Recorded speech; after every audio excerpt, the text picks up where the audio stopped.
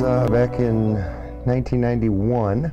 I had been going through some issues in my life. I was highly addicted to drugs and alcohol, and I had put myself in treatment in March of '91, and I really kind of it was at the Veterans Administration, and I really didn't know what my life was. I was in the hospital for 9 months total. They had sent me to a halfway house, and there was a process, and then there was a domiciliary, so the VA really kind of saved my life. But one of the requirements for leaving the VA was they wanted you to have, because I was indigent at the time, nowhere to live, they wanted you to have some money in the bank and whatever, so they supported you getting a job. And I had worked for this construction person who seemed to have an addictive personality as far as work goes, and it wasn't really clicking with me. You know, it was some of the same thing, but with work, and you know, it was almost a daily thing. Don't do drugs, don't do drugs, don't spend money on drugs, you know. I was just a lot of self-talk, and then I was looking for a different job, and I saw in the paper that this detention center, secure facility, I didn't know at the time what that meant really, was looking for people, and I thought back in my life, and I'm like, yeah, I might have had all these problems, but you know, I always was really good with people and with kids, so I was like, well, I'll give it a shot. So I didn't really know what it was, but I needed a job, and so I went and applied, and at that time they gave me a shot. So that's how it initially began. It was, I think, my first day. There was a fight, and I didn't have any tools, you know, at that time. So I went in, and it was kind of semi-funny. It was a secured facility, and so they had these boys sitting in two different rows in an L shape watching a TV, and these two boys got in a fight, and the only thing I knew, I hadn't been trained in anything, is to break up the fight, right? And it ended up that I was grabbing the other staff instead of the kids, you know. So he's like, let go of my leg, let go of my leg. And so it went, you know, it was okay. You know, the more I did it, the better it was, you know. I don't know that anything really at that time was clicking. Okay. I was showing up for work. I knew my job was to get these boys through a shift. I didn't have too many people that were mentoring. You know, it was kind of, hey, this is your job. You're thrown into this, and do it. Set of rules. Have the kids follow these rules. It didn't click until a couple years later, probably. Okay. Yeah, and it was, I mean, God put some positive people in my life that I ended up knowing for a long time, even at that place, but I didn't have any tools. You know, the only tool I really had was self-disclosure and talking about my life, and you know, I look back in retrospect, and it really helped my sobriety at that time, you know, by being able to share with kids, you know, on a daily basis, this is what I went through, you don't have to do it. And then the longer I stayed in the field, the more I learned. And to date, I very rarely use self-disclosure. I will use self-disclosure, but it's not the #1 thing I go to. It's probably after I've built a relationship with kids that I would say, hey, you know, I've been through some of the same stuff, you know. It was being effective in that they knew that I had come from some of the same stuff that they had come from. Yeah. So the empathy was there. I could understand what they were going through, yeah, and I could feel that pain that they're going through, and that's what connected us, I think. Okay. So I could see that, and I could feel it. More importantly, I could feel that. So, at that point,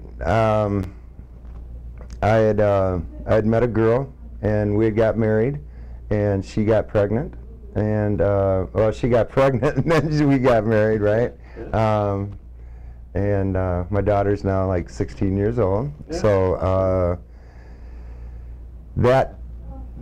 I moved out of the VA. We moved into an apartment, then eventually into a bigger apartment, you know, progression, you know, going to AA meetings, going to NA meetings, staying around sober people. That was part of my life. Going to work, helping kids. I was working a lot of hours. There's enough hours that I could make some extra money. So at that point in my life, supporting my family was probably the big thing that made me stay in it, because it was a job, and I was just starting my life at 31. I was just starting my life over. So I started not really liking the place that I was working. I didn't see that people were I don't know, invested in doing what was good, you know, necessarily what was good or what I thought to be healthy for kids, you know. So I started, even at that point, gaining a sense of morality at that point, you know, that I never had, you know. And that's like, I don't like this, you know. So I started looking for other work, and I looked in the paper, and I saw a place called Norris Adolescence Center was looking for people. And I drove out. It was about 35 miles out of Milwaukee. I drove out there and applied for a job, and they hired me for a third shift job right away. And I said, well, I have to give my 2 weeks and whatever. So by the time the end of that 2 weeks came, they had called me, hey, we got a second shift job for you. I was like, cool, I'll take that, you know. And the following week, hey, we've got a first shift job for you. I was like, this is cool, you know, this is really God directed, you know. So, you know, on the day I went out there, everything was just, it was so perfect. It was a beautiful August day, Homer Simpson clouds up in the sky. You know, it's out in the country, you know, it's less chaotic than the city. It was just, everything was, you know, and I got a first shift job. So I was driving actually probably 40 miles to work every day and back, and I was still working the same amount, so I would, you know, get not a lot of sleep, and I didn't get to see my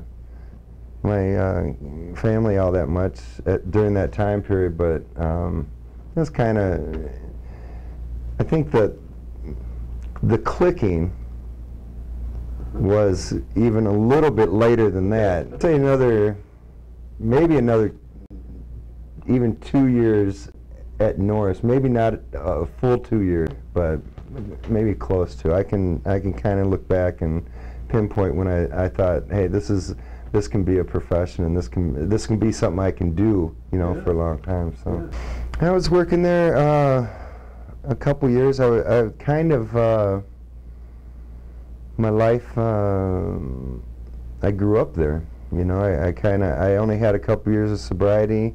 My emotions weren't in check at all. You know, I'm still probably a 14-year-old kid in my emotional state at that time, and needed a lot of support from a lot of different people. And so about a year and a half, maybe 2 years, there was I noticed that I'm just starting to get this bias. Like, you know, a lot of people that aren't working with the kids are telling me how to work with the kids. And I was like, I don't get that. So there was an association called the WACYCP, or Wisconsin Association of Child and Youth Care Professionals. So I asked one of the directors and one of the supervisors who were involved in this, I knew they were, I said, can I go to one of those meetings with you? You know, I want to see what's going on. So they took me to a meeting. It was at a place, St. Emilian's is a residential center in Milwaukee, and that was my first exposure to it, and I liked it. What did you like about it?